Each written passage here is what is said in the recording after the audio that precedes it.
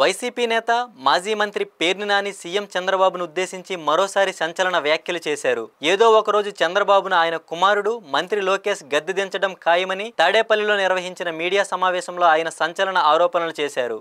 లెక్కకు మించి పాపాలు చేస్తున్నారని అన్నారు. చక్రవడ్డీతో సహా ఆ పాపాలకు పర్యవసానం దారుణాతి దారుణంగా అనుభవిస్తారని మాజీ మంత్రి పేర్ని నాని తెలిపారు. ఎన్టీఆర్ ను చంద్రబాబు వెన్నుపోటు పొడిచారని, కాంగ్రెస్ నుంచి పెద్దాయన కాళ్ల వద్దకు చేరిన పెద్ద కోవటు అని విమర్శించారు. చంద్రబాబు చేసిన పాపాలు ఊరికే పోవని, ఆ పాపాల వల్లనే పైనుంచి ఎన్టీఆర్ లోకేష్ తో చంద్రబాబు కాళ్లు లాగిస్తున్నారని అన్నారు. రేపో మాపో సీఎం కుర్చీలోంచి కూడా లాగేసే రోజు వస్తుందని హెచ్చరించారు.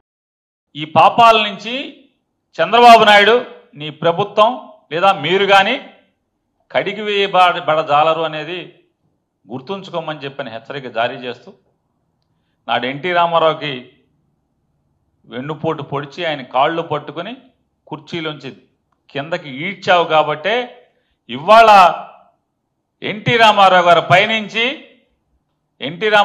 పైనుంచి మీ కొడుకుతోనే మీ కాళ్ళు పట్టించి, మీ కాళ్ళు బరబరా ఈడ్చి మీ ప్రతి కుర్చీలోంచి ఇవాళ తెలుగుదేశం పార్టీ కుర్చీలోంచి లాగుతున్నాడు.